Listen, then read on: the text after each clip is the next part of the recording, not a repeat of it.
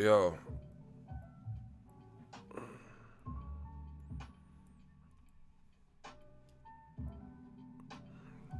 What up, Fight World? It's your boy Ego, and I'm back with some more boxing.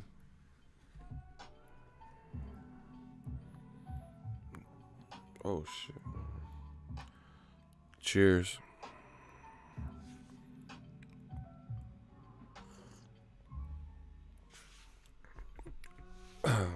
About to hop on this Terence Crawford versus Amir Khan conference call. Black John says you stay working. Appreciate y'all. If y'all could smash the like button, the Stream King has returned. So, you know, like when I do these conference calls, I don't really talk much during it, you know. But we working. I will say, since we're talking about Terence Crawford versus Amir Khan, interesting fight. I don't know how Amir Khan fares based on his last performance, but I was going to say, Fox, I was really impressed with the job that they did promotion for Errol Spence versus Mikey Garcia. You know, considering that they're kind of new to this, not new to sports, but new to boxing world. You know, they had some good specials, the face-offs and stuff. But as far as ESPN, all the money they have and stuff, I feel like they need to still pay more attention to boxing programming. Because as far as Terence Crawford versus Amir Khan, I haven't heard or seen really any promotion. I don't know if that's by design and they're, you know, planning on waiting. But you guys let me know in the comment section if you've seen any promotion for this fight. You know, and just in case you guys didn't know, I don't know if they'll cover this, but this is an ESPN pay-per-view. So this is not just, oh, I got ESPN Plus or ESPN channel. So I really feel like if you're going to charge pay-per-view, whatever the price point is, you know, you got to promote. Fox, they made Mikey Garcia, Errol Spence a pay-per-view. But again, I think they did a good job. Good job promoting. You know, I mean, Fox, that is. They did a good job promoting. I ain't seen anything for ESPN. This conference call ain't from ESPN. This is, you know, top ranked deal. So I would like to see ESPN step it up in the, you know, and see, this is, man, I joke around and, you know, we have fun with this boxing game, but I got a lot of ideas. That's why, you know, I just focus on my brand. But some of these companies, you know, they dabble in stuff, but I'm wondering who's behind the boards making decisions. Like, boxing's lit right now. Shout out to my dude, Kari in the chat, Ronald Finkley. You know, but companies don't want to show boxing, you know, the same love as football or basketball or something, baseball, until it's profitable. You know, or until they know for a fact it's profitable. But it's profitable if you build it up. You know what I'm saying? Get people excited about this stuff. I got about 2 minutes and I'm going to call in. But yeah, I ain't heard really anything from ESPN in terms of promotion for Crawford Khan. But Disney reached out. I am Walt Disney, Google, Nike. I am Shakespeare in the flesh. So if you guys do want to sign up with ESPN Plus, this fight won't be on ESPN Plus. Again, it's a pay-per-view. The link is in the description of my videos. 7-day trial. After that, it's $4.99 a month. Ronald Finkley said he ain't seen no promo. He ain't seen it. So the call, it's about to start in a minute or two. So I'm gonna call.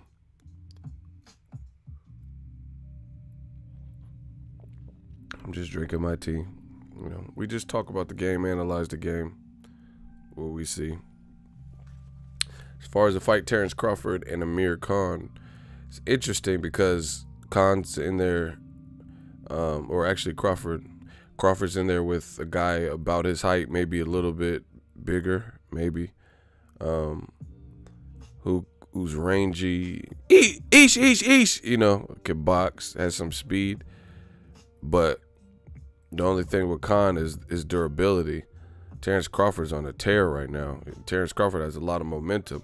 Crawford in his last few fights, 2 fights, Jeff Horn and Jose Benavidez, to me, look better than Khan in his last 2 fights. I mean, yeah, Khan stopped Phil LaGreco in 40 seconds, but on a return, but that wasn't, you know, Phil LaGreco had been stopped before by Errol Spence and lost to Sean Porter, you know, had a draw with Sean Porter. So it's not like he was a world beater. And then Khan didn't look so great to me versus Samuel Vargas. But now he's reteamed with Virgil Hunter. You know, he's in there with a bigger name. This will be his biggest name since Canelo, which was 3 fights ago for him. His 3rd fight, you know, ago. And we know what happened there. Amir Khan was doing well, but as soon as he got touched, you know, I mean, I know Canelo hits hard, but Canelo hit Golovkin with that same shot in the first fight, and Golovkin went nowhere. That's because Golovkin is obviously bigger.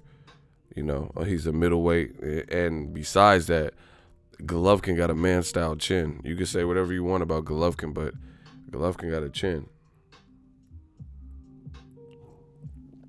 Now, I'd still work on my defense. I wouldn't rely only on the chin, but for the time being, Golovkin got a man-style chin. Because I seen Canelo in the first fight, he landed virtually the same exact punch that he knocked Khan out with on Golovkin, and Golovkin just ate that shit. It just, hey, no, guys. Motherfucker just kept coming forward through that shit. You know, like it was like a Scooby snack. Hey, Golovkin got a chin. Oh, my gosh. Golovkin got a chin, bro. That dude really ate that. All right, I'm about to call him. Crawford Khan, conference call. Boxingego starts now.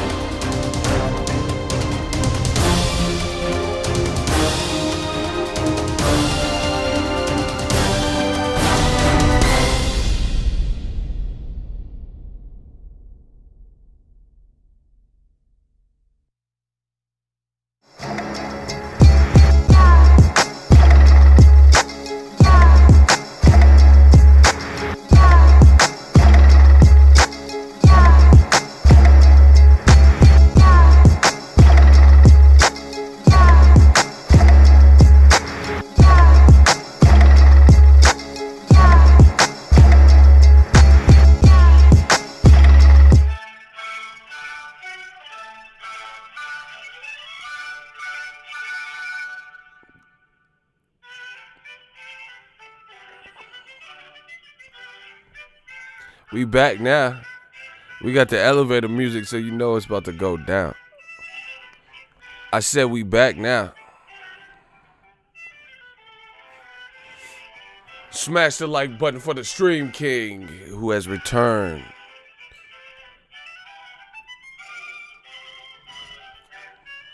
We got that elevator music now.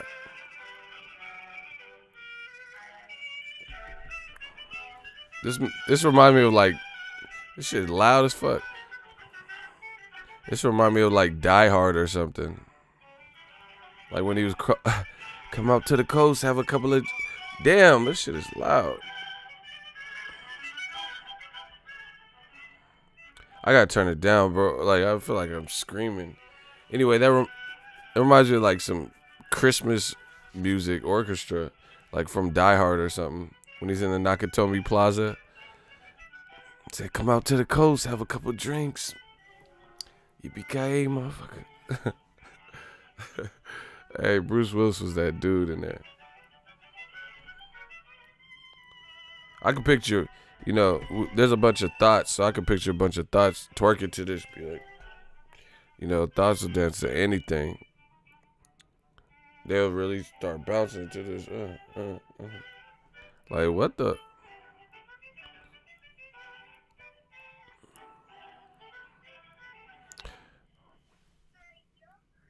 Good afternoon, and welcome to the Crawford versus Khan Top Rank conference call. All lines have been placed on mute to prevent any background noise. After the speaker's remarks, there will be a question and answer session. If you would like to ask a question during that time, you may press star, then Can you the guys number hear? 1 on your telephone keypad. Thank you. I will now turn the call over to Evan Korn. Please go ahead.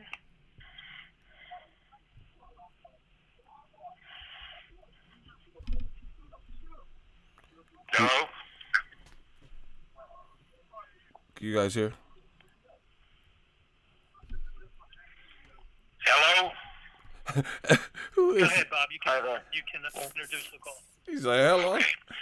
All right. I want to welcome everybody to the conference call. We're What's going getting on right now? close to April 20th.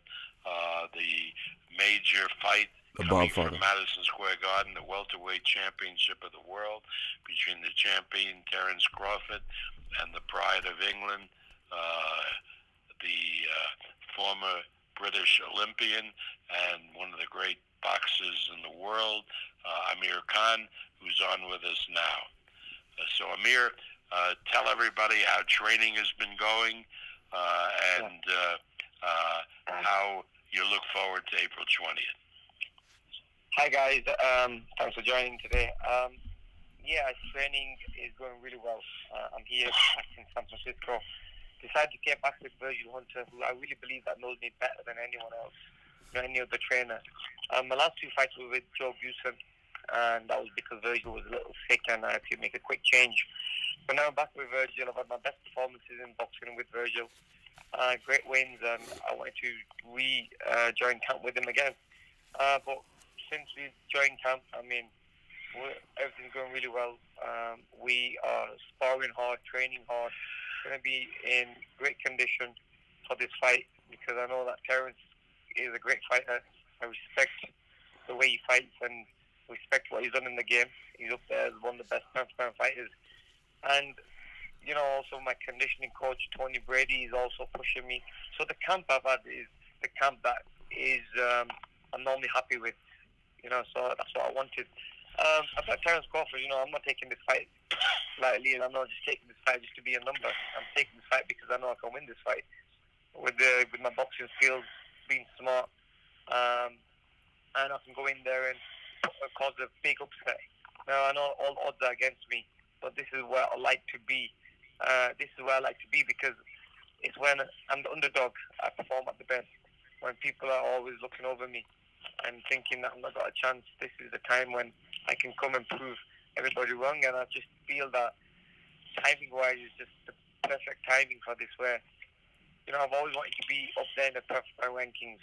I'm at the peak of my career at 32 now. So I've got the best. I feel strong physically, mentally. I'm prepared for this fight. So I think this is just a great timing where I come in and take this fight and win this fight as well. Otherwise, I wouldn't have taken this fight. I had another fight in the UK, which was against Kell Brook.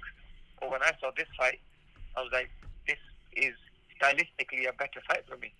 And I think, obviously, it being with ESPN, which I want to thank as well, I think that on ESPN, this fight will be even bigger and better, and it'll be good for my recognition and good for me as well in the future. So, training's still going strong. We're still just under 4 weeks away from the fight, and I'm going to be more than ready. So I'll let you guys know that. Thank you. Evan?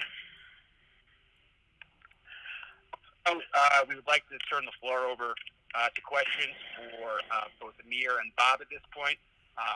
After the Q&A portion of this call is concluded with Amir, we will have Terence Bud Crawford on the line. Again, to ask a question, you may press star followed by the number 1 on your telephone keypad. Our first question comes from Dan Raphael. Hello, everybody. Hello, Amir. How are you today? Hi, Dan. I'm doing well, thanks. My question for you, Amir, is if you could just talk a little bit about your thought process in accepting and going after this fight instead of the fight that had been discussed for you prior to this fight coming about, which was a fight with your British rival, Kell Brook, that a lot of people, at least in your country, were very interested to see, and not taking that offer and instead coming to the States to fight against Terence Crawford in a similarly significant fight. Yeah, so basically I love fighting in the States. I've had some big performances here, and I wanted to be back over here again and to put another big fight on. New York is one of my favorite locations in America. So when this fight was put to me, and it was going to be a big fight, it was going to be a pay-per-view fight, I decided to, take this fight with both hands and make sure that I can make sure that if I'm going to take this fight, I'm going to win this fight as well.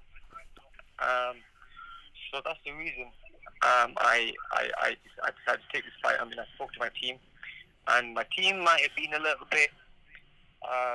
They didn't agree with me as much, but I was like, look, this is the fight I want, because Terence, breaking down the fight, Terence is a very skillful fighter. I always do well against skillful fighters. This is going to be like a game of chess at times. His legs come forward, he does punch well, and he does like to fight as well. So then, he's got the best of both worlds, and not only that, he's the same weight as me. I mean, he's going to be, I thought I went away more, so I'm probably physically the bigger guy in this fight.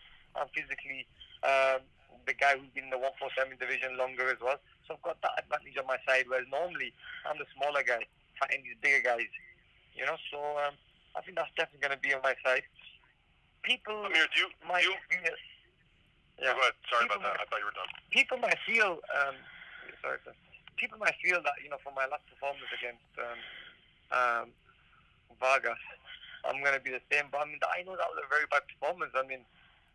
It was just not me, I know I had to just go in there and win a fight. It's hard to motivate yourself against guys where you're supposed to win, because all you have to do is turn up there and you're going to win the fight, because you got the better skill set and everything else.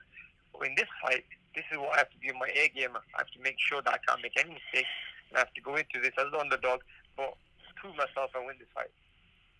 Amir, was any part of your thought process in taking this particular fight, and I'm saying this based on my understanding that financially it's about the same for both fights. You would have made a lot of money for either fight.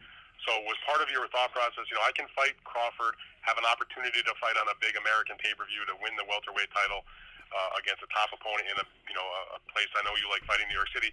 And whatever happens, if you win, if you lose, whatever goes down, if it's a draw, that Kell Brook is still going to be a fight that's in your back pocket that a lot of people are still going to want to see, regardless of the outcome of April 20th. Well, I don't know if that fight's still going to be there. I chose this fight over that fight, and I know that I've seen in numerous times in the media Eddie saying that the fight's literally dead now, it's not going to happen again. Look, who knows? Time will tell. I'm taking this fight step at a time, fight by fight, and let's get this fight out of the way first, and then we take it from there.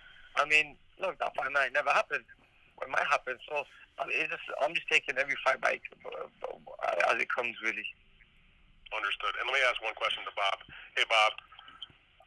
Yeah, Dan. Bob, when you were and everybody at Top Rank was looking for an opponent for Terence to fight in this spring time frame, was Khan sort of at the top of your list, or did you have to sort of go through and see who was available, or was he, because he's got a big name, he's got a lot of accomplishment, he's got a fan base. How did you guys go about deciding that let's target Khan to make an offer to, as opposed to any other fighter in the welterweight division? The first thing is, what's the best fight we can do? And I have always been an Amir Khan fan, and I say this without not because I'm promoting him in this fight, but I remember back in the day, years and years ago, when Amir Khan joined Manny Pacquiao in his camp and was a tremendously skillful sparring partner. Amir knows we were, I think, in the Philippines. He participated in that camp. And so I know a little bit about boxing. I'm not one of the matchmakers who really are tremendously skilled, but I've been around over 50 years in this sport, and I know what makes a good fight and what's a competitive fight. And I'm telling you that Amir Khan against Terence Crawford is a hugely competitive fight. Styles make fights, and this is the first pay-per-view event that we're doing with ESPN, and we value tremendously our relationship to ESPN, and I want going in and at the fight, so going out, everybody to say, hey, this was a great, great fight. And I really believe that the fight will be a tremendously interesting, competitive fight. And that's why we made it. That is the truth. That is why we made it. There are other fighters that, other welterweights who are coming along and may one day step up and fight for a welterweight champion. I'm sure they will, like the Eastern Europeans, Sputin and Kavaliauskas. But this fight, instinctively, I knew, and my matchmakers agreed, was a very, very competitive fight. I mean, you have to understand there are very few fighters who have the boxing skills of Amir Khan. So I look at this as a very competitive fight. All right, thank you very much, Bob. Appreciate it. Thanks, Amir. Your next question is from Carlos Toro. Hi, thanks Amir and Bob for taking time to talk to us. My first question for Amir is that, you said New York is, one of your favorite boxing homes, and it's been the site of a lot of your big wins. Does fighting in New York kind of bring back any special memories, whether it be the fight against Paulie Malignaggi or just overall gives you more motivation to perform well because it is such a big market? Well, I got married in New York City, so I think that's a good one. And then obviously, my in-laws all live in New York. I spend a lot of time over there. But not only that, my first fight in America was in New York City at the MSG, at the smaller one, at the smaller arena to have. And that was a great performance against Paulie Malignaggi. And that was my entry to America. So, this is another big fight here. And when it was New York, I was like, yes, because I walk around the New York city, and I've met so many fans who have always said to me, why don't you fight in New York again? Like, all your fights are normally in Vegas and in LA, in that side, in the West Coast. And I'm like, okay, one day I will come back to New York, and I think this is the time now where I come back for a big fight and to give my fans and the people of America another big one. Amir, Crawford, as you mentioned, you spend more time as a welterweight than Terence Crawford. Have you had a chance to sort of look at Terence Crawford's two fights against Jeff Horn and Jose Benavidez? And if so, what do you make of Crawford at 147 pounds so far? I'm not a very good fighter. Look, I can't take this lightly. This fight is going to be a tough fight, and he's a very, very good, skilled fighter with power, some decent power. He's durable. He moves well, boxes well. So for me to win this fight, I have to be on my A game. I can't make any mistakes. But he's still. I'm not going to say I've read. This is what I read on the media. People saying he's quite new in the welterweight division, but I don't think he is. You can see he is a quite filled out welterweight fighter. For the welterweight division, I think his height and everything, he kind of moves into it quite well. So I'm not going to go in there thinking I'm stronger, I'm bigger, I'm the physically bigger fighter. I'm going to go in there and use my skills to win this fight. My skills is what's going to win the fight, not the size, not the power. And it's about being my IQ and my skills for this one. One last quick question for Bob. What was the thought process of sort of making this fight into a pay-per-view? Was it, the matchup itself, or was it a sign where, Crawford, his fights on ESPN television drawn incredible ratings and record high viewership? Was it a matter of simply, this was the time regardless of the opponent, or simply the matchup warranting a pay-per-view event?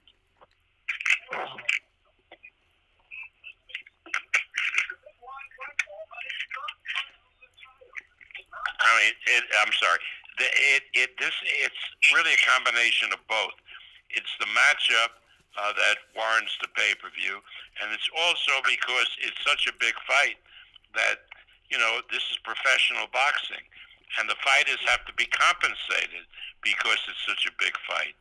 And therefore, you cannot rely on a network to constantly come up with big money as a rights fee. So if the fight is big enough, you have to then go to the public and say to the public, hey, this is a terrific fight. You have to support the fight. Now, sometimes the public says no. But, you know, if we have confidence in the event, they'll say yes. So that's really what it's about. We can stop playing the games of whether a fight should be pay-per-view or shouldn't be pay-per-view. The first question, is it a really good matchup, really an interesting event? And then secondly, is it affordable on regular television? Can a rights fee support the fight? And in this case, we have a splendid event, and we have fighters who have to be and should be compensated for their performances, and therefore you go to pay-per-view. That is the mindset. Everything else is noise. Thanks, Bob, and thanks, Amir. Thank you. Your next question comes from James Bell.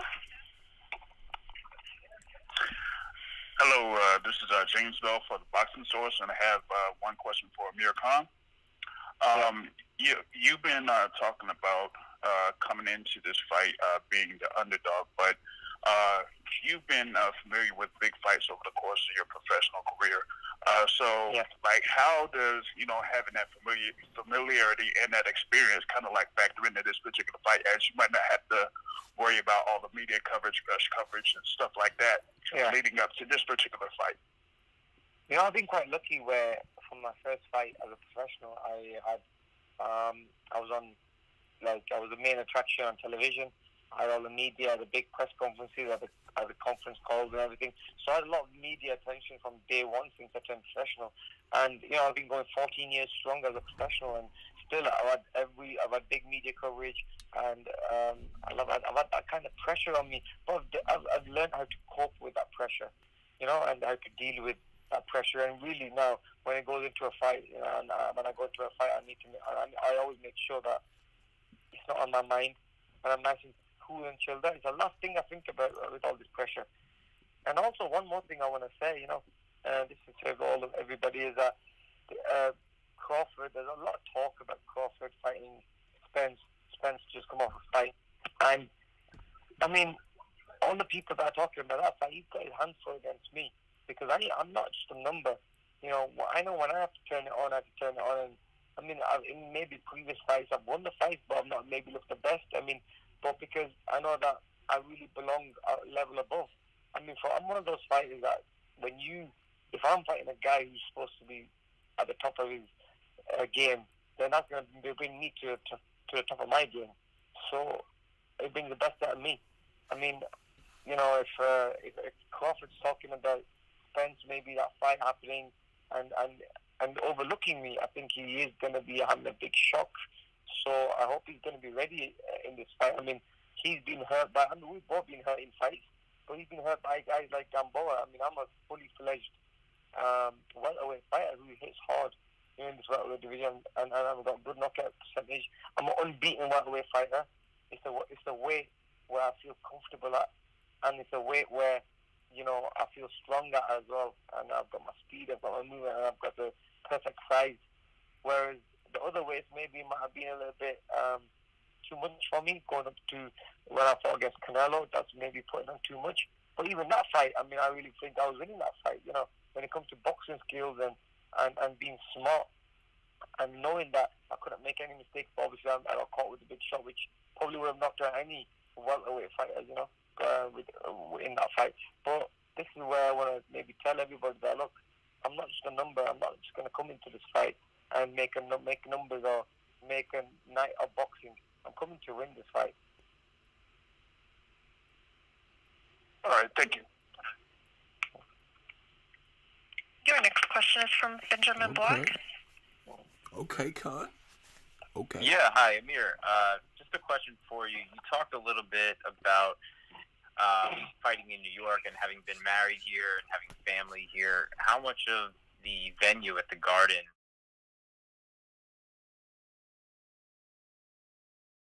Kelbrook, and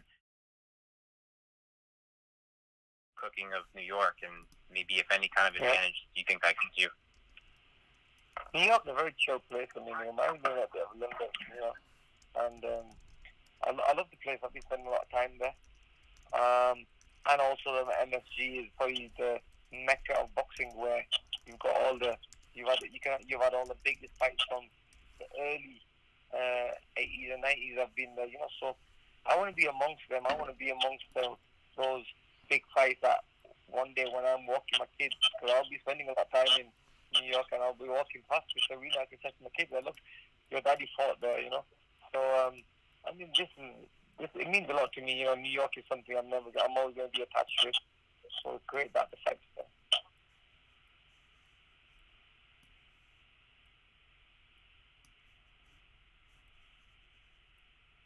Your next question is from Cameron Buford. Hey guys, thanks for taking this time to talk to us all, Amir, and I appreciate it. I got a couple questions. Some of the guys answered my questions already. Speaking of Madison Square Garden, and maybe that is, maybe it isn't. What is the most impressive venue you fought in? So I fought in a few. I mean, looking back to my whole career, I mean, I fought all over. I'd said the Madison Square Garden, this will be one of the best ones I will ever fight in, because you know, it's the mecca of boxing. There are some huge fights there, so this will have to top all the venues I fought in, and also to get a win there will be even more amazing. And if our world title is probably one of my biggest fights in my career, so I've said this will always be number one. But then, you know, I fought the MSG, MGM, which is in Vegas, and also T-Mobile. So I've had the opportunity to fight in these big arenas. I also like in New York when I fought Chris Algieri at the stadium, which one was the stadium called? The big soccer, the big basketball stadium in New York, in Brooklyn. Barclays. Barclays, yeah, Barclays. I fought the Barclays as well. So I've had the opportunity as a fighter to fight in all these different locations. But MSG will be up there as one of the best fights. Okay, I'm sure they appreciate hearing that. You talked about kind of getting your mindset before the fight, kind of having your mind right. And how is it that you find to chill out before the big fight like this? I've been in the game for quite a long time, 14 years fighting, and 10 years fighting at top level. So you just kind of learn as time goes on. I'm getting older. I'm 32 now. You know, I'm not no spring chicken where, you know, I'm still young. I'm still learning. I've learned everything I needed to. I've got the experience. I've done this numerous times. I know how to deal with everything now. I know when to rest and when to talk and when to do things right. So, you know, it comes with age. It comes with experience, and I've had that. I've been quite lucky to be in this position for the last world class level for the last 10 years. Okay, I got a couple more for you. You mentioned about Crawford not overlooking you as an opponent, and not saying that you might be overlooking Crawford for your opponent, but we all have to look forward. After beating Crawford on the 20th of April, would you see yourself fighting Spence, or would you be wanting another fight before you got to Spence? Honestly, I've never ever looked past fights. I made that mistake when I was young, and obviously things didn't go right. But to be honest with you, I'm just going to take every fight step at a time. There's a lot of big fights out there for me. There are Spences, there are Kelbrook. There's big fights out there for me. Now, it just depends how long I want to be in the game for. You know, I've always said I want to retire young, and I want to enjoy time with my family. So let's see. I mean, those fights can happen. But like I said, I'm just going to after the fight, hopefully the press conference, that's when we can talk about this. All right, we have to move on to the next question. We have to. Your next question is from Tony Boone. Hi, Amir. Crawford is a right-handed guy, but Bob don't be playing. become more comfortable fighting as a southpaw as he's gone on as a champion here.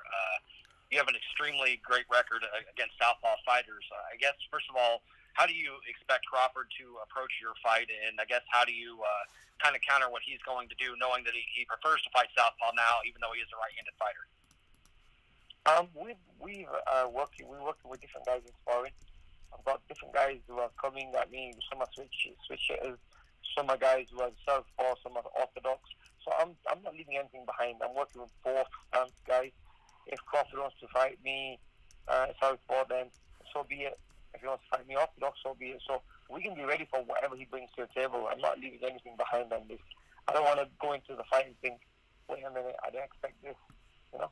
So I'm gonna I want to make sure that I've done everything right, and I've learned every little bit from my training partners.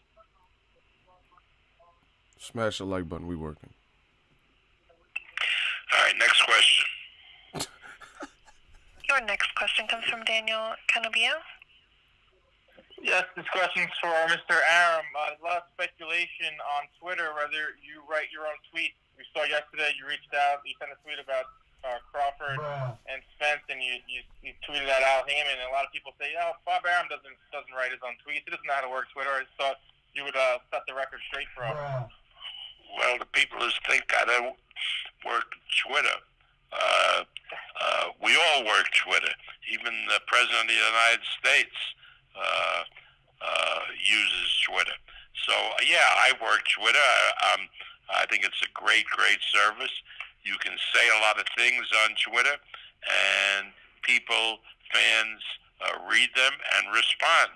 Sometimes they like them, sometimes they don't like them, and sometimes they say the most horrible things in response to them. But I think it's a lot of fun, and it is the modern way to educate fans and to reach fans. So yeah, I'm a big Twitter fan myself, and I use it very often, and I like to do at least 3 or 4 tweets a week. So yeah, I plead guilty to writing my own tweets. So that's probably the only time you've ever agreed with the President of the United States that Twitter is a great tool. Well, that's really true, but I use it better than he does. All right, thank you. Hey, and well, thank you, everybody. After a brief hold, Terence Crawford will be joining us on the line. Thank you. Thank you, Amir. Thank you, Amir, and we'll be seeing you soon. Thank you. Thank you very much, guys. All the best. Yeah. Bye.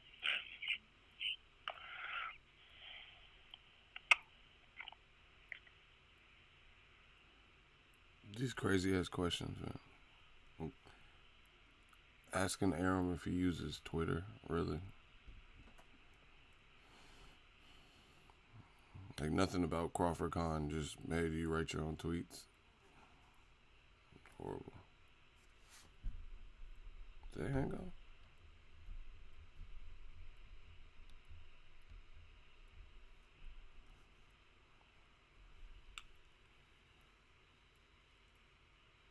I don't know if they hung up on me. What the fuck?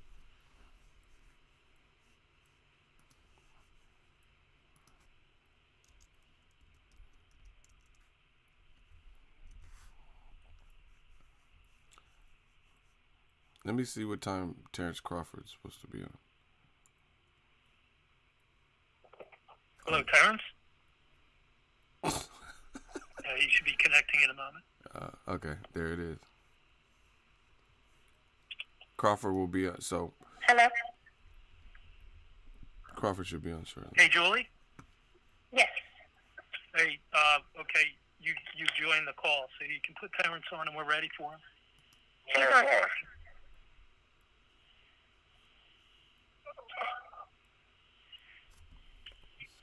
I'm not sure what's happening. I think they're trying to Hello? connect. Terence? Yeah. Terence Hey, Crawford. Terence, Bob Aram, how are you, man? What's up, Rich? Good. What's up with it? Okay, let's go, Evan. Start it. Yep, so now, everybody, we have Terence Crawford on the line. So everybody get your questions in. All right, I want to, before Terence takes the questions, I just want to say what a privilege it is to have him on and to have him as this promotion. We have to realize that 40 years ago, I promoted the great welterweight of that time, Sugar Ray Leonard, and now, 40 years later, I have the honor of at top rank of promoting the success of the Sugar Ray Leonard, Terence Crawford, and I believe that Terence Crawford is the best welterweight in the world, certainly a contender for pound, the best fighter in the world, and I believe that he's in a real fight with Amir Khan, who I've explained to everybody I've been a fan of, a terrific fighter, and that's what Terence wants, challenges as he goes on with his great career. So open it up for maybe Terence has something to say. Terence, you have a few remarks to make before we open up for questions? Not really. I just appreciate all the support that I have been getting, and I'm looking forward to April 20th at MSG. Okay, open up, Evan, for questioning. And everybody, before we begin, we also have Terence's manager and trainer, Brian McIntyre, on the line available for questions as well. Thank you. To ask a question, you may press star followed by the number 1 on your telephone keypad. Our first question comes from Dan Raphael. Hello, everybody. Hey, Bomac. Hi, Terence. Terence, you there? Hi, Dan. Hey, I'm here. My first question for you, Terence, and part of it was what Bob was talking about, is having you have your first pay-per-view fight. I wanted your view of, you've had several significant fights in your career so far, but this will be the first time you're on pay-per-view and you're in the main event and you're obviously the champion. He fought Victor Poster on pay-per-view. What are you talking about? So what? He's right. It's not the first. It's not second. He fought Poster. No, you're right. I mean, you fought Postal on pay-per-view. My apologies. Yeah. But yeah, in I guess a fight that is against a much bigger name, and we don't have to, go through all the reasons why that Postal fight was on pay-per-view. Bob, I'm sure will be happy to talk about that. But this one is the pay-per-view. Pay-per-view. Understood. I just wanted your opinion about having a really significant fight on pay-per-view, probably bigger than the Postal fight. Bud in camp mode. That was a significant fight. What are you talking about? Bud in camp. I'm not shutting anything down. I'm just saying I think that all right, I'll move on to my next question. That's fine. Thank you. He said Bud is he's in camp mode. They hung up on him? They hung up on me? What the fuck? Hello? Hey, what's good? Hello? Hey, what the? Our next question is from Cheyenne. They hung up on Dan Rayfield? Hey, Bud. Hey, Bud is in camp mode. He aggressive. I want to ask the first question. I want to ask you. Everybody wants to see the big fight with yourself and Amir Khan. I was wondering, yourself and Errol Spence. I was wondering if you caught the fight last week or 2 weekends ago, and what was your thoughts on it? Yeah, I caught the fight. You did what you expected.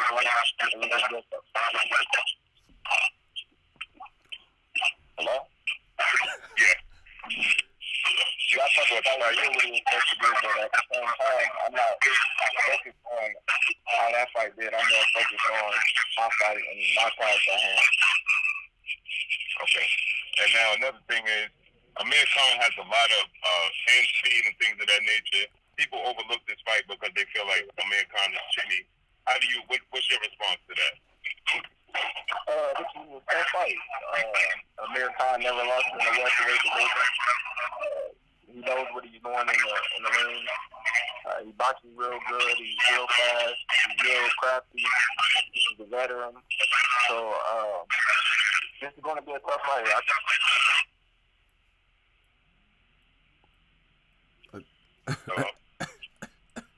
What's good? What's happening, bro?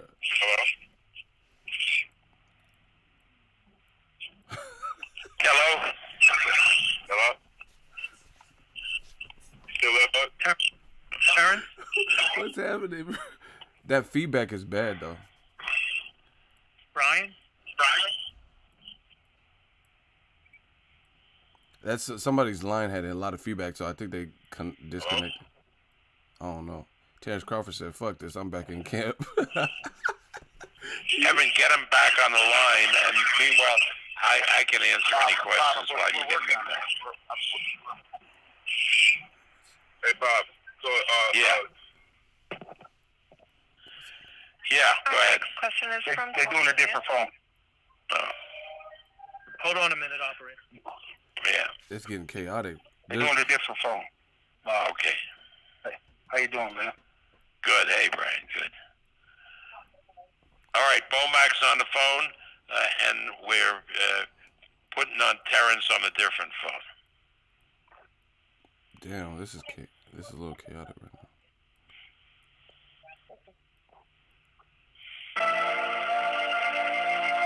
May I have your conference ID number? What's good? Damn, this is all over the place. Hello? Hello? New media. Hello? Hello? What's up, Bob? Huh? Evan. Yes, she's coming. Oh. Well, start having him ask questions. Brian's on the phone. I'm on the phone, and you'll get Terrence on the phone. We're getting Terrence on the phone right now on Julie's phone. The Bob father he's the boss. OG Bobby Aram.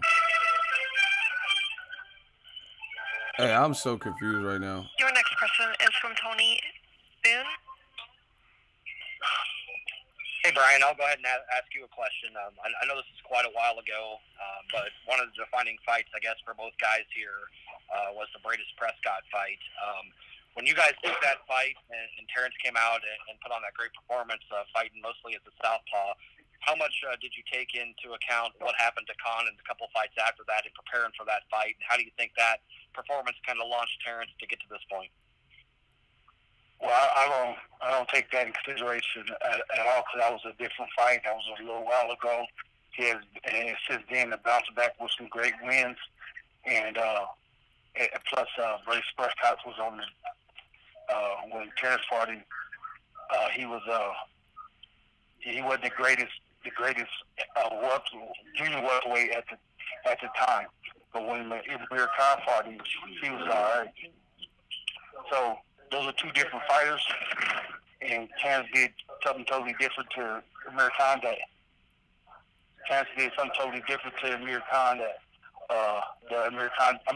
Prescott that he did to Amir Khan. So yeah, horrible question. You know, he's a different fighter now. So and Prescott moved. Right, that's what I'm looking at. Crawford moved up and waited for Prescott. I guess the reason I'm asking that is, that kind of launched Terrence into becoming more comfortable with southpaw, and now he's continued on with that and become very proficient at it.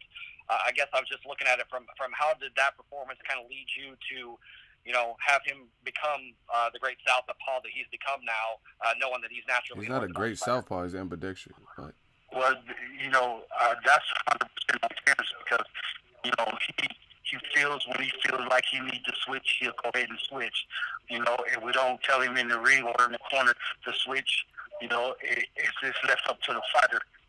So, I'm not going to take credit for him becoming one of the best southpaws ever. I'm going to give all the credit to him because, he does it when he needs to. Good job, Bomac.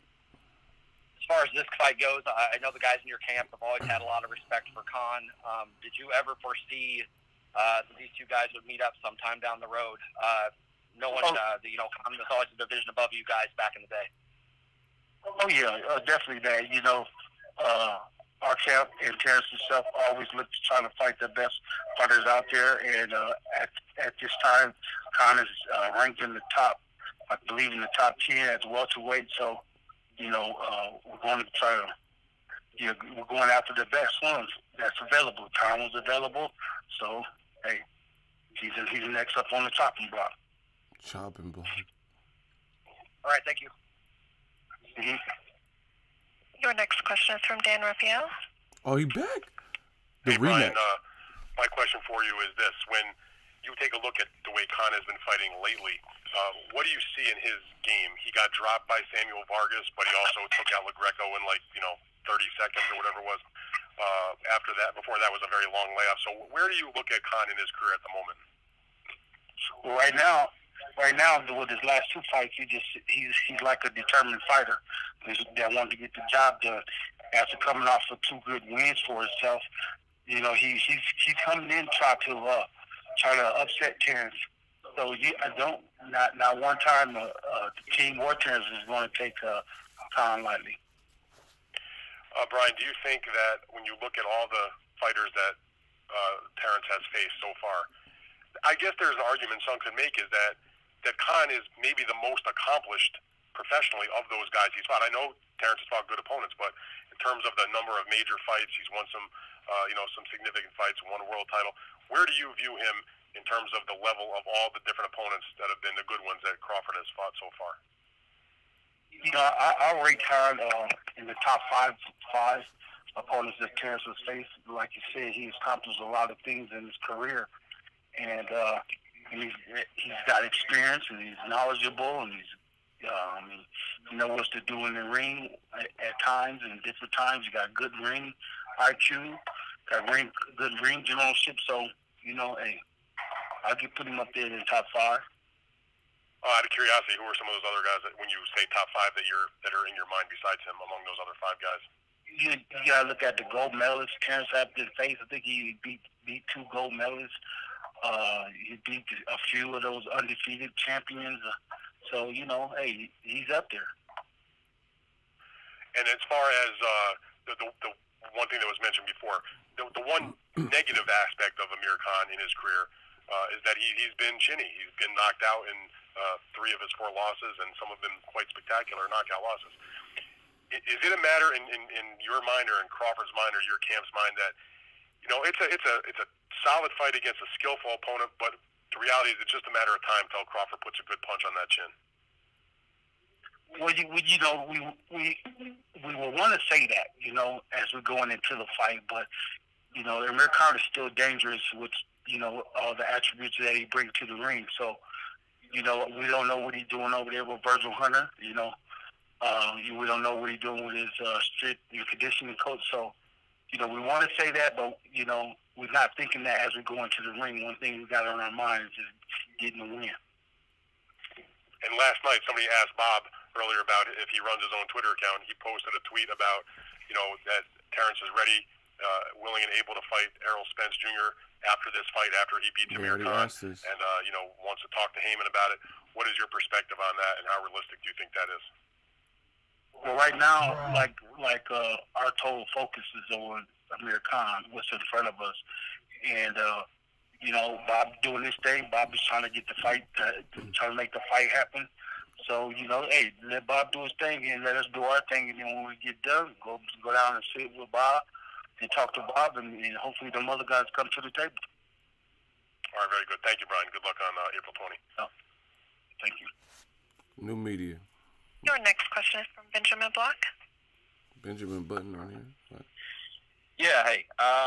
I was just wondering, what fighters does Terence plan on bringing to camp? You guys plan on bringing to camp to sort of prepare for Amir's style that you're talking about? Why would he tell you that? Well, that's a little bit too much information to be given out, so you'll find out after the fight. Okay, so let me ask you this then. What does a win over Amir do for Terence in his trajectory, and what's next? Well, everybody say that Terence is a small welterweight, and he's not big enough for that weight class. And Amir Khan is a solid welterweight, and so after Terence does his thing on April 20th, you know, it's just going to solidify him to. We're looking for him to be solidified as a natural welterweight, you know.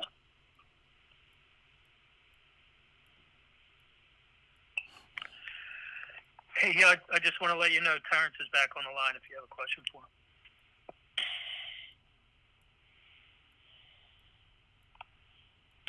All right, operator, get the next question going. Our next question is from Chip Mitchell. Bob, don't be playing. Hey, smash the like button. We working. And give some. Chip, your line is open. Get a drummer something. Give Bob Arum something because he ain't playing right now. Okay, let's move on. Your next question is from Tony Ben. Smash the like button. We working. New Hey, media, Terrence. Death Race. Obviously, Amir got his start as a pro a little bit ahead of you. And, just time-wise, he was just always a little bit in front of you and always seemed to be just a weight class above you.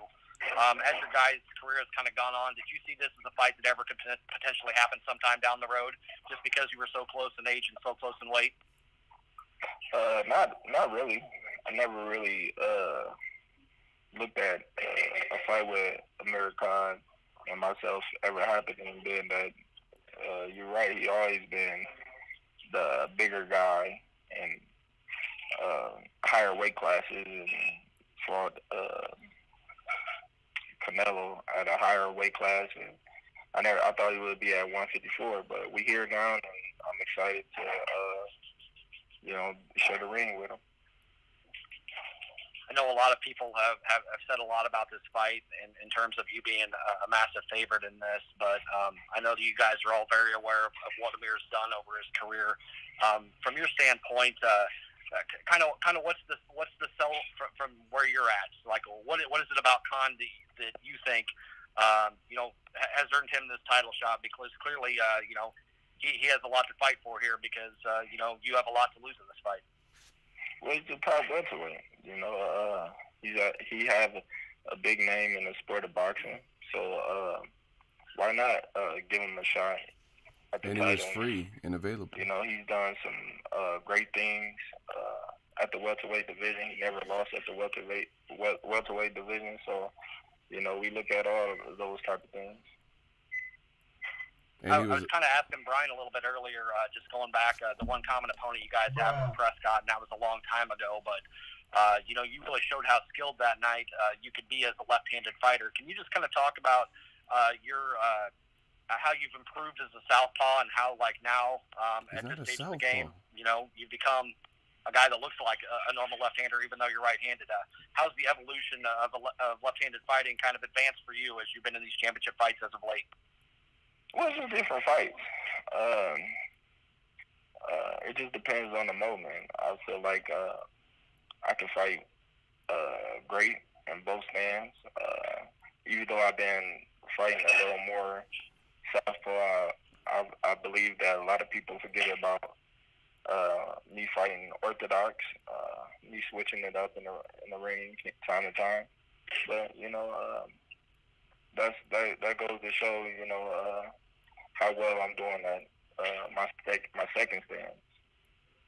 Yeah, I was going to say, how would you compare yourself as a southpaw now as to yourself as a southpaw back then? Because you certainly have improved a lot. Well, I've got more experience in the southpaw stands and big fights, so I've evolved tremendously in the southpaw stand. Thanks, Terence. What? Your next question is from Dan Raphael. Hello, Terence. He's back. My question is this. You're a skilled fighter. He's a skilled fighter. You both have speed. Both have a lot of experience. Both have been champions. Do you think that the biggest difference between you and Khan at this point, I asked Brian about this while your phone was on the fritz there, is it come down to that you're maybe a better puncher and that he has been knocked out a few times and that he just does not take the best shot, that all things being equal, that's going to be what makes you better in this fight than him? He back. I wouldn't say that. Yeah, Khan might be fast. He might have good movement and box well, but I'm a great boxer myself, and I'm not the slowest fighter. by any means. So I believe in my skills, and I don't just believe that it's just my punching power that's going to lead me to victory. I believe it's my whole overall skills and mindset that'll lead me to victory come 420. So while you're in the process of doing that and you're showing him your skills and you're doing a good job boxing and all that, do you feel like it is just maybe a matter of time until you put one of your best punches on him and he crumbles? No, I don't look at that. I always go in a fight looking to get the win. If the knockout comes, it comes. But that's not what I'm focusing on or looking at. It's boxing. Anything can happen. So we prepared to go 12 hard rounds, and that's how we're going to take it coming into the fight.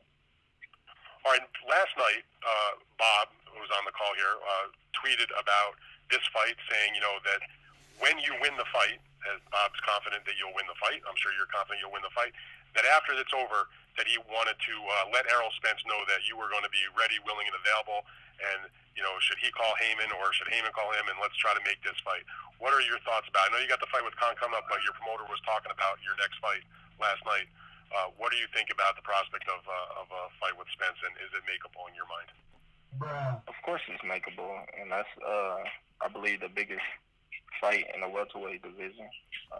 But like you said, my main focus is on Amir Khan, and after the fight, we can, talk to Errol Spence and Al Heyman and Top Rank doing business together. But for the most part right now, I'm not even worried or even thinking about Errol Spence right now.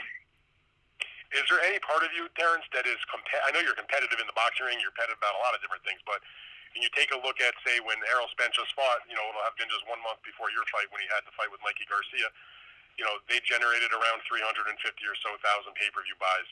Is there a part of you that is competitive that was like, I want to make sure that, that I show that I am just as marketable and just as popular and just as able to sell pay-per-views as he is?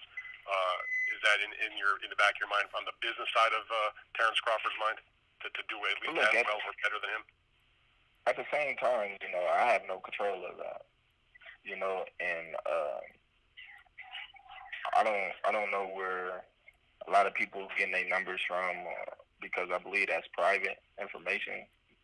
So, they can say whatever they want, but if they did that much, more power to them. That's good for them. But like I said, I'm not worried about that. My main focus is to go in the ring come April 20th and make sure I solidify a good performance and get the victory. The numbers should do good. Amir Khan is a great fighter. He's fighting a great fighter in myself, and I believe the fans will enjoy a great night of boxing come 420. All right, very good. Thank you very much for your time. Appreciate that. Thanks a lot. He didn't even respond. Our next question is from Carlos Toro.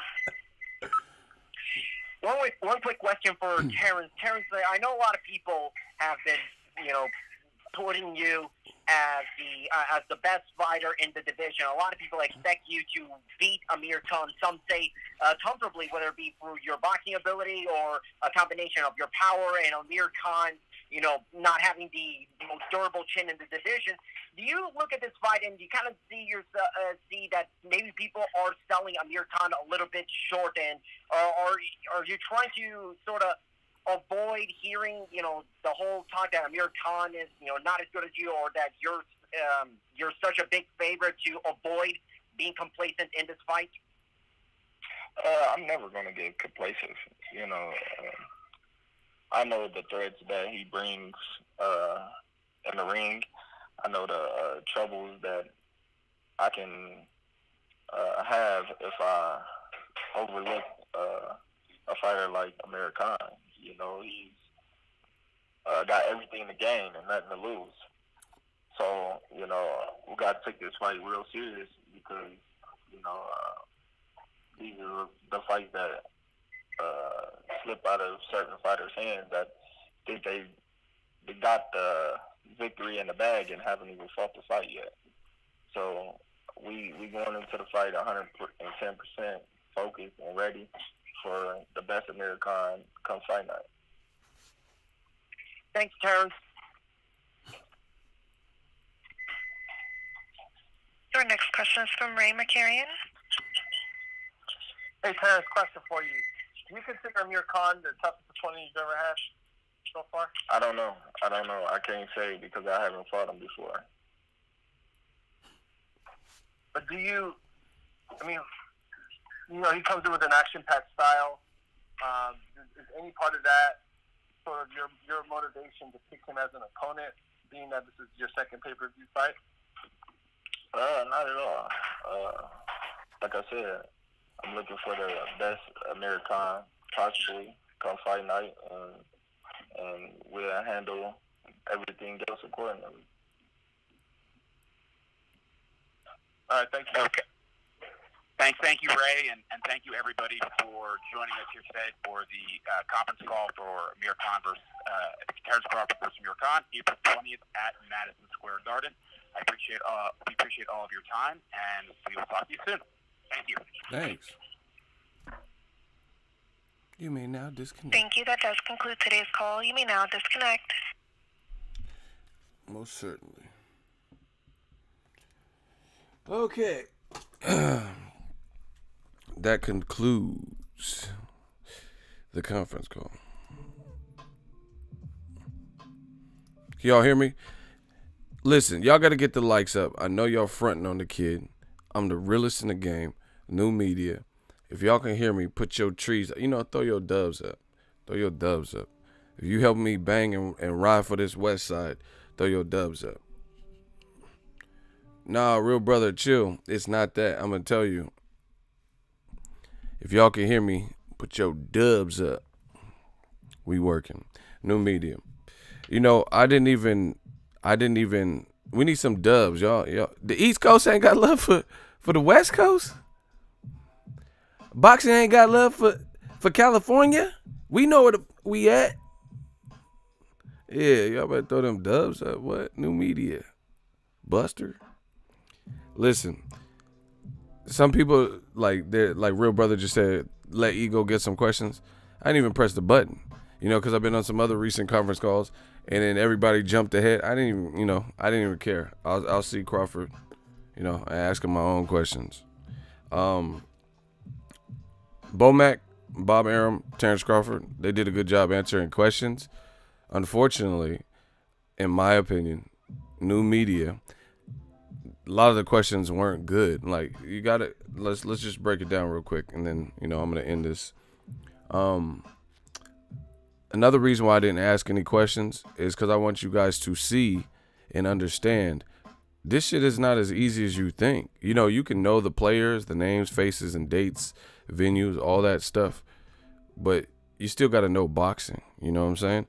And I can't even count on some of these conference calls, people who are getting through asking questions, and it's just like you taking up space. It's like watching the Super Bowl, and then people are paying $1 million, for 30 seconds of airtime to be have their commercial ran during the Super Bowl. You had that one golden opportunity, and it's a weak ass commercial. You're like, damn, you paid, $1 million, $10 million to air this M&M's commercial. That shit was stupid. You get what I'm saying? And that's how it's like. So sometimes I don't even like asking questions on the conference call because I want you guys to respect it and bow down to new media.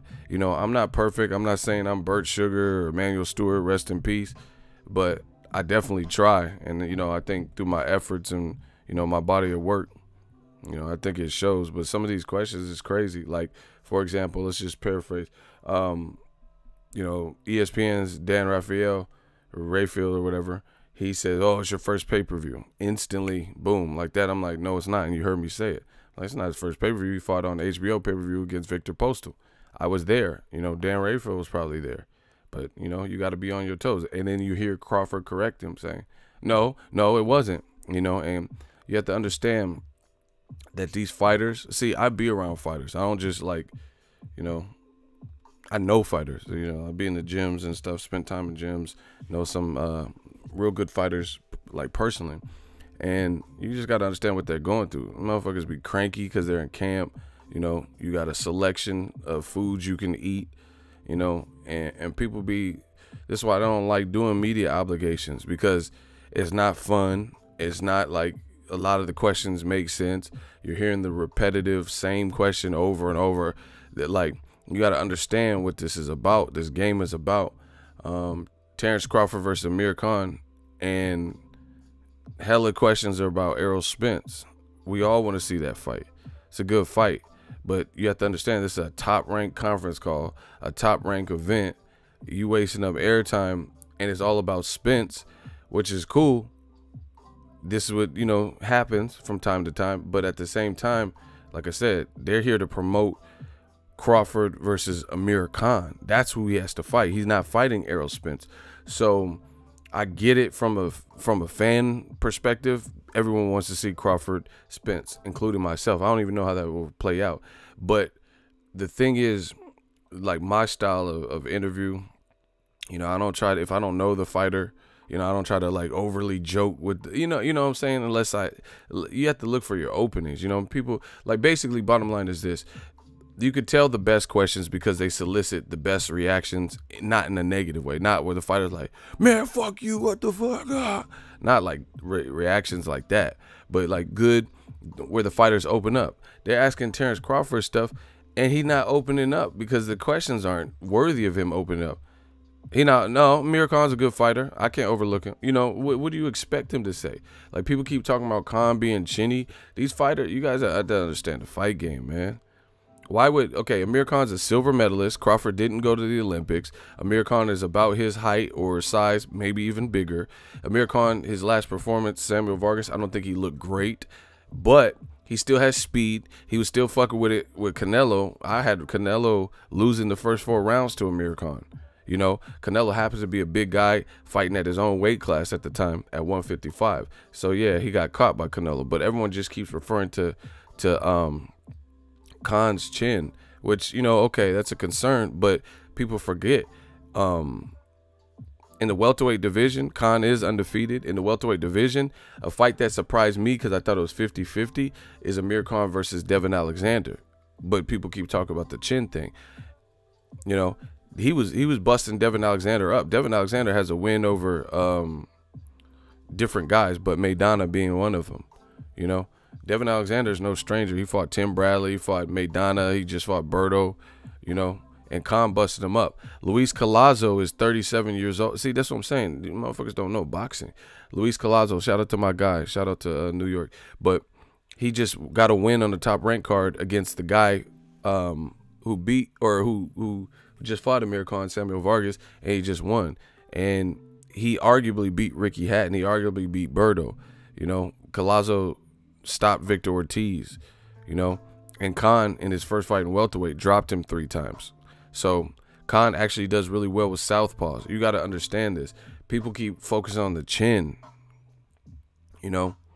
People keep focusing on the chin. I get it. You know, you think he's chinny, but the thing is, as a fighter, why the fuck would you prepare for the Samuel Vargas Khan instead of the Khan that fight Devin Alexander or Collazo? Of course, you're gonna prepare for. Because you go. No one's trying to get. Terence Crawford ain't stupid. He ain't gonna try to get caught with his pants down, you know, and prepare for the worst Khan that got knocked out by Bradis Prescott. Because you would be a fool. Because if you take anything for granted in this boxing game, I promise you, you're not gonna have that shelf life. You know. Why would you prepare for the worst Khan? You know. Even just out of respect for, you know, Khan beat Zab Judah, Marco Antonio Barrera, you know, legends. So bottom line is, asking him all these chin questions and shit, he not stupid. He not gonna just, oh man, Khan's a sucker, and then, you know, he got a chin, he's chinny, and he's undefeated at welterweight, you know, and then you go in there and he's like, oh fuck, this motherfucker fast, you know, like, no fight. That's what I'm saying. That's why. When I ask questions, I really try to trunks down, not pants down. That was corny, bro. That was corny. The expression is not get caught with your pants down or with your trunks down. just because they wear trunks in boxing. That was corny. That was wild corny, bro. That's not the figure of speech. Nobody says, oh, I don't want to get caught with my trunks down. That sounds weird. That sounds like you doing some extra shit. Hey, you on some extra shit. Hey, bro, you was in Broner's inbox. That's all I know. You on some delivered shit. I don't like men no more. I am delivered. You delivered in a motherfucker right now. You deliberately delivered right now. Not this motherfucker. Anyway, back to what I was saying, which was far more important than that. These fighters aren't going to underestimate people, and when they do, it usually doesn't work in their benefit. Either they win, but they look horrible. You know, like let's say Keith Thurman. Let's say he came in saying, man, Jose Cito, he got stopped by Maidana. Jose Cito got stopped by Canelo. You know, Jose Cito was losing to Victor Ortiz and then broke his jaw. An injury kind of ended that fight, you know. And you just look at people like Jesse Vargas beat Jose Cito Lopez. You know, if you just go through his body of work and look at what you expect to be his worst performances or losses, then that's cool. But guess what Jose Cito did do? He took a world champion who a lot of people said had no chance, and he made him look really vulnerable. Right now, as it sits, Jose Cito Lopez and Luis Collazo hurt Thurman for whatever reason. You could say timing. Boxing is weird like that, you know. But Collazo and Jose Cito Lopez, some people in the welterweight division that at this point some people don't hold in the highest regard, they actually had hurt Thurman. Sean Porter fought Keith Thurman, and he never really hurt him like that. So boxing is fickle, you know. So Crawford ain't stupid. He ain't gonna just come in expecting the worst of Amir Khan. So that's what I'm saying. You're supposed to ask questions, in my opinion. See, I'm giving up free game, you know. I'm giving up free game and dropping gems. You're supposed to ask these fighters questions that solicit a good response, you know. You could tell by Crawford's demeanor, he's in camp mode. He's like, man, these questions are bullshit. You can always tell. That's why the fighters don't want to be doing some of these conference calls, because they got to take time away from their family or time away from their training camp to be asked some, oh, yeah, what do you feel about fighting in this venue? What's the best venue you've ever been? What the fuck is that guy? Okay, this fight is happening at Madison Square Garden. Who gives a shit what their favorite venue is? You know what I'm saying? New media, man. Like, I'm not even trying to be rude. I'm not trying to be disrespectful. I'm just saying, like, why would I care? Why do I care what Amir Khan's favorite venue is? I'm trying to hear about the fight. I'm trying to see, like, you know, what are you planning on doing different? You know, do you think you'll speak about, you know, something? You asking him, why do you like New York and shit? Bro, what? What is that? What does any of that really have to do with selling this pay-per-view, with building up the fight? That's what I'm saying. A lot of people be in this game, and old media is getting ushered out, bro, because all that weird shit is like, with new media around, it's gonna bleed through. It's gonna show. People are gonna see. They'll see. Like, that don't, you know, these people in the media, a lot of them, they're asking questions that don't hype up the fight. They don't build up the fight. They don't solicit a good response. So what are you doing? Like, you're not even helping the event. You taking away credit from Khan and his accomplishments, saying he had no chin, and asking all these no chin questions. Then, bro, that's why I kept playing that. Bruh, these questions be sus. They really do. They be real sus. Like, how you gonna ask Bomac? You know, shout out to Brian McIntyre, Bomac. How you gonna ask Bomac, oh, Khan, he delivers a lot of speed. Who you sparring with? Who'd you bring in to camp? Hey, you Team Khan? You Virgil Hunter, motherfucker? What? Why would he tell you who he's sparring? And I said that. Listen, go run this back when you guys watch the replay. Listen, fast forward directly to that part, or whatever you got to do, and listen. I was like, why would he tell you that? I was like, that was a silly question. Why would Bomac tell you who he's using to prepare to beat another guy? You know, it's one thing if he posts something on Instagram and you can kind of gather the information, you know, because I do know some of the people that Terence Crawford has in camp right now. One's name start with an S, you know, but you know, why would Bomac in a conference call a month out from the fight tell you his strategy? That's like you playing chess and then someone's like, "Oh, what move are you planning on doing next?" That shit don't make sense. You playing Uno? Hey, let me see your cards real quick. So you know, okay, they have yellows, they have greens, they have a draw four, they have a reverse. Why would why would someone, you playing Uno? It's just me and you, motherfucker. Uno. I'm trying to be the one. I'm trying to beat you. What you talking about? I'm trying to be the last man standing. You gonna ask me to show what color cards do you have? I know we're playing Uno against each other and this is competitive, but do you have any greens? What about red? Do you have any red cards? Why would someone tell you what cards that they had? Why would Bomac give you that? Like, so he might as well just take money and flush it down the toilet. You paying sparring partners, $400,000 a week, whatever they get, whatever each camp pay them.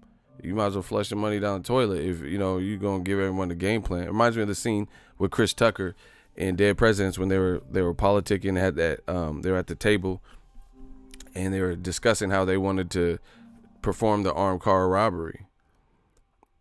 And then Chris Tucker was like, "Man, what type of shit is this? We might put a goddamn ad in the paper. We gonna tell everybody." You know what I'm saying? He said, "Man, hell nah. You talking too much. You telling too many people. Might as well put a goddamn ad in the classified. We gonna tell everybody." It reminds me of that scene. Oh, the fuck he gonna tell you who he's sparring with? These are questions. So I purposely step out and don't even ask questions on a lot of these. I just do it for y'all so y'all can hear and hear the fighters and promoters. I want you guys to see the contrast in new media. I'm not trying to sound like I walk on water, but I don't be asking no shit like that. Unless I'm joking or something, but I don't remember no questions that I be asking, like, give me the game plan. What punches are you gonna throw in round one? Like, what? The other thing is, like, I don't know if you guys notice this because I see it both ways. I've covered Top Rank events, covered PBC events. PBC, everyone knows Spence and Crawford's a good fight, but PBC don't be trying to give Crawford that much shine. So why, vice versa? Why would they want their event overshadowed or constantly talking about Errol Spence, right? So, like, if they ask Errol Spence, a question that my dude Blue Blood asked Errol Spence, he's like, "Hey, are you interested in going to see Crawford versus Amir Khan?" And Spence was like, "No." And then the press conference ended. So with those types of things, and being on different sides of the street, having their own independent event, what do you expect Crawford to really say? Beyond that, you don't want to disrespect your silver medalist opponent like that. That's what I'm saying. There's a difference between being professional and being a boxing fan. Boxing fans, a lot of them can be fanatical and filled with emotion and passion, but that doesn't always make you think logically. Crawford, this is his third fight at welterweight. It's a completely different style to Jeff Horn and Jose Benavidez. He's locked in. He's focused on that.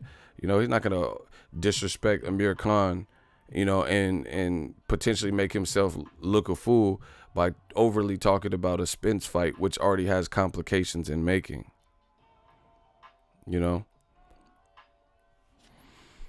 But that's my 2 cents on the whole matter. I think Bob Arum, he kept it G, and he kept it a buck. I like how he was asked about the pay-per-view, and I like that response from Arum because he kept it real. He's like, it's a combination of things.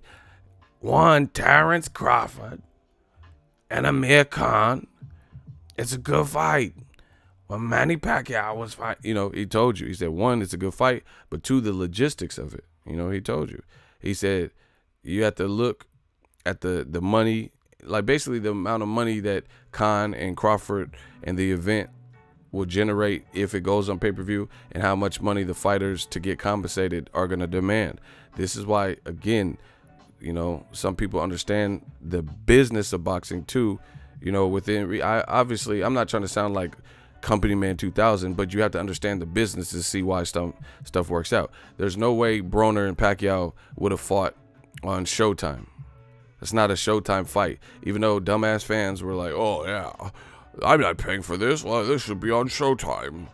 The main event's paychecks alone, not including Marcus Brown and Badu Jack, whoever else on the card. You know what I'm saying? The main event alone would demand too much money. You're not going to get no money from your event. You know, so if you can make 350, 450 thousand by charging 75 a pop, now we talking, because you are off of that. You making enough to supplement the main event, especially his paycheck. Same thing with Crawford. Khan ain't no chump. Khan been making money. You know what I'm saying? He got money in the Canelo fight. He got big money. He's like the A side in certain fights. He made money in the UK, USA, you know, Zab Judah, fights like that. So he's not gonna come. He's gonna come with a price tag. So if they put on regular ESPN, you know, who knows? That's cool for free entertainment purposes for the fans, but it's just not logical, and that's what Aaron pretty much told you. You know, so they have to put on pay-per-view. The other thing you have to understand is the event. They put Shakur Stevenson in a very good step-up fight with Christopher Pitbull Diaz, right? They got Teofimo, who's been killing it, you know, and looking real good in New York, you know. So they putting together a card, and I actually give it to Top Rank. You know, in the past they haven't always put together, you know, these cards, and they, you know, sometimes they charge you pay-per-view. Like I remember Manny Pacquiao. I might want to thank you know, when he fought Timothy Bradley in 3, that card wasn't cool. I'm actually looking forward to it because I like Shakur Stevenson, I like Teofimo Lopez, and I know they're on the card. So that actually, you know, since I'm watching the careers of those young guys. Plus Crawford, you know, big fan of Crawford. And then Khan is a completely different style. I like, you know, I'm interested in it. So you guys have to understand this stuff. But anyway, the whole job is to promote the fight. People asking, you know, Amir Khan, what'd you eat for breakfast? You know, I need to know these things before Ramadan, because you're going to have to fast. So let me know your favorite breakfast. Like, what the fuck is that got to do with anything, bro? Like, man, yeah, hey, what? Yeah, tripping. So, you know, this is why I'm the new media god. Just do my thing and keep it pushing. Who's David? Shout out to Ego in the Army, new media, just came to hit the light. Gotta get back to work. Appreciate you. Smash the like button if you guys could. I'm interested in the fight because, like I said, it's part of the development of the welterweight division. It's a big name for Crawford. Khan is gonna have to, you know, show up. He just partnered with Virgil Hunter, so see what they could cook up. You know, Crawford clearly is the favorite. Amir Khan even knows that. You know, and I give it to Amir Khan too, because sometimes he does interviews and he says some things, and I'm like, what? Like, you know, it sounds a little bit like delusional, but I think he kept it honest. From what I heard, Amir Khan was like, yeah, oh, I get up for being the underdog, and I know I'm the underdog here. And, you know, so he sounded like he was being realistic to me. You know, saying he's the underdog, and that's when he performs and stuff. Now, can he do this? I don't know. You know, that we have to watch, but we're going to find out April 20th. See, and the other thing that's crazy is this fight's on April 20th. That's 420. Bud, that's weed. So, you know, it might be the Bud show. He might smoke Khan out. You know what I'm saying? Just because it's his middle name Bud, or his nickname Bud, and it's 420. So he might have to do it for 420. Bars. Oh, my gosh. That's what I'm saying. These dudes in the game ain't got bars like me. I said Terence Bud Crawford. Bud, that's weed. The fight happens April 20th. Amir Khan got speed. Oh, my gosh. So, yeah, Crawford, he might do it for 420. For real. But we'll see. We'll see what Khan cooks up. But Bud 420, that's the new shit we on. You know, he might smoke him like Bud. He might take a couple pulls. You know what I'm saying? Like, hey, I'm about to fight. Hey, I'm about to fight. I'm about to fight Amir. You know, he might smoke him like Bud. But like I said, let's see what Virgil Hunter and Amir Khan cook up.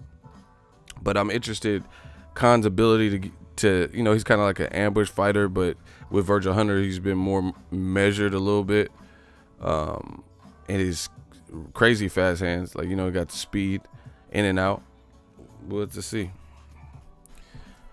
So that's my thoughts on the fight. I think Bomag, Crawford, and Arum did a good job answering the questions. I don't know about some of the questions that was being asked though.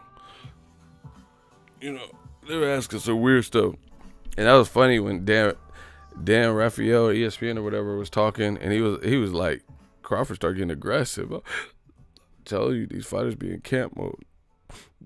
These fighters be in camp mode. They don't got time for it. Given quality for life, he said the questions was dumb. Yeah, man. I mean, I just feel like Eminem and Lose Yourself. He's like, if you had one shot, one opportunity to capture it, would you let it slip?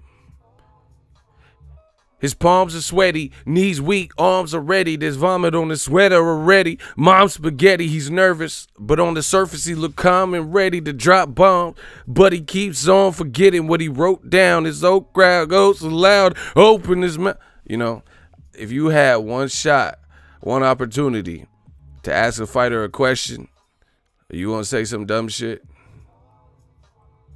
Terence Crawford ready, knees weak, arms are heavy. There's vomit on the sweater already. Amir spaghetti, you know, like, you got one shot, one opportunity, because it's a conference call. You know, they do a little rotation. Unless you with a big outlet, you know, like ESPN or something, you probably got one question. So, you know, I'm trying to show you the new media way. Make that one question a good question, bro. Block Ivan Diaz. I'm so sick of seeing your name. I'm so sick of seeing your comments. You're not welcome here. Block Ivan Diaz. Shooters, clap that man. Get this dude out of here, bro. You've been saying stupid shit. First you was on that delivered shit. Now this. Bro, we tired of you. That's what I'm saying. Why did they come? Why did they come here, bro? Why did they come here? Go that way. But yeah, man. Hey, Terence, who you sparring for Amir Khan? Like, you sound like Takashi. You sound like you working with them boy. Like, you sound like the op right there. If you asking who he's sparring with to prepare, you like Virgil Hunter assistant or something. That don't sound right. Same thing for Virgil. Virgil ain't gonna tell you what looks he's getting in camp and everybody he got. Like, yeah, man, Amir Khan, we're preparing in this. See, that's what I'm saying. The people be asking questions that the fighters really can't answer. You know, you can't really talk too much about. You got Amir Khan in front of you, silver medalist. You can't really overly talk about Spence. But again, boxing is filled with passion and emotion. So, you know, sometimes emotion gets the best of him. So, you know, Spence said he's not coming to the fight. There's obviously different sides of the street. I've heard stuff like Errol Spence versus Sean Porter could be next. You know, Manny Pacquiao don't want that smoke with Spence. You know, we have to see how everything plays out. It's just like, what is like, honestly, just listen. I know people, listen, I know you don't smoke weed. Mama get you high today. Because it's Friday, you ain't got no job, you ain't got shit to do. No, I'm just playing. I know everybody wants to see good fights, like Spence Crawford. That would be a phenomenal fight. But what do you expect Spence or Crawford to really say, knowing they're on different sides of the fit? Like, what are they going to say? Yeah, that's my next fight. Well, like, what do you guys think is going to happen? That's what I'm saying. It's cool to talk, like, certain things about it, but that's why I told you, me personally, I don't like to waste my breath. Why? People are like, oh, what's your prediction on that? I don't have a prediction for Crawford versus Spence because I don't see it shit happening. If they sign on the dotted line, then expect a lot of content on my channel about the fight. You know, oh, what about Spence and Canelo? I don't see this shit. Errol Spence had an opportunity to sign the DAZN, and he didn't. So until I see inklings or some kind of smoke signals or a telegraph or memo or email that says Canelo at 160 is fighting Spence, or Spence is fighting Crawford, despite, you know, ESPN doing their thing and Fox and Showtime doing their other thing. You know, what are we talking about? You know, I just don't get it. I'm a realist. I'm an Aries. I just had my birthday yesterday. I'm headstrong. I like to deal with reality. Like, I don't live in like this fantasy world that some people live in. I'm not saying I would never ask Terence Crawford about Errol Spence. I'm not saying I would never ask Errol Spence about Terence Crawford. But what I am saying is what's the basis? A lot of people. Okay, so before the Mikey fight, people were asking about Crawford, and you're not even asking like questions that he's really at liberty to answer. That's my thing, you know. He's fighting Amir Khan 420, Terence Crawford, and you're like, oh yeah, what, you know, how much trouble will Spence give you? Like, what are you gonna say? You know, it's just the same thing. Like, all these questions be sus, like a lot of them. You know, this stuff, getting on his mic, being at the fights, asking his fighters, clearly it's more of a formula than I initially thought. I thought, you know, just going there and just doing my thing and being me and asking questions was like, you know, just what everyone do. But it's clearly not, because they be asking the same. A Block Knock Dust 32 is Ivan Diaz. He's back in the chat and he's getting clapped again. Hold on.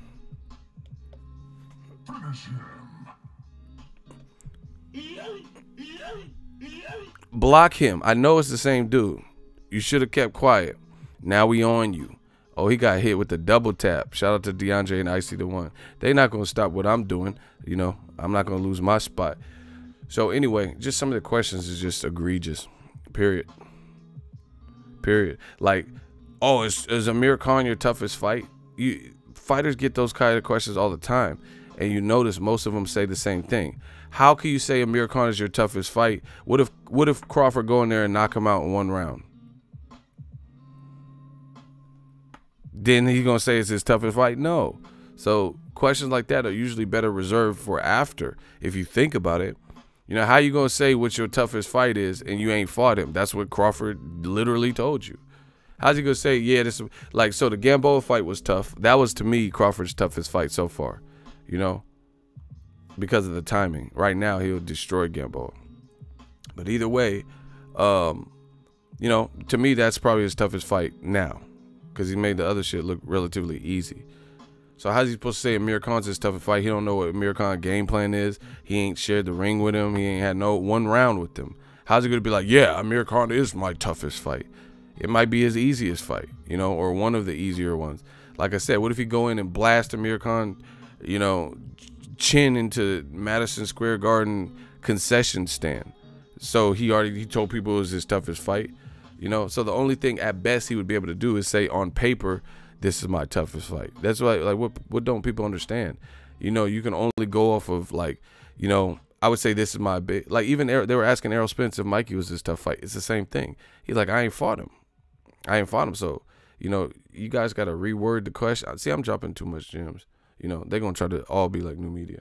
But they asked Errol Spence, is Mikey your toughest fight? And he was like, I can't say, you know, man down. Like, on paper, he might be. You know, this might have the biggest implications because of, you know, who he is. He's a great fighter, you know.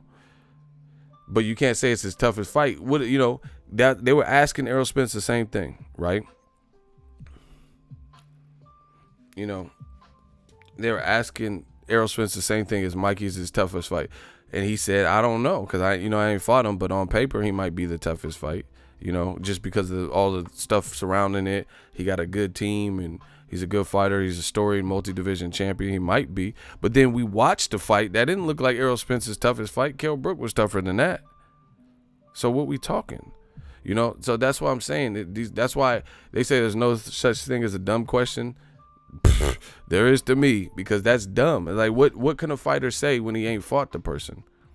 You know, that's like saying, oh, Mayweather Pacquiao 2, you know, is that the best fight you covered? I haven't covered it, so how could I compare a fight in the future that I haven't covered and tell you that was my best trip or the most memorable? How the fuck would I know? You know, they really put it in different. I always try to look at stuff. I always try to put stuff in perspective. Let's say they sign up and have Floyd Mayweather, easy work, you know, versus Manny Pacquiao 2, and the fight's scheduled for August. And then you guys get up here and I'm like, hey, let's do a Q&A. And you guys keep asking me, so is Mayweather Pacquiao the best fight you've covered?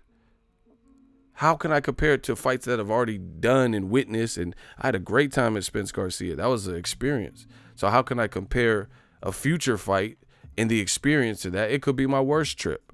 You know, I could leave my camera and then, you know, miss this and sleep in and oversleep and, you know, get kicked out. You know, I don't, how can I assess a trip that hasn't happened yet? You feel what I'm saying?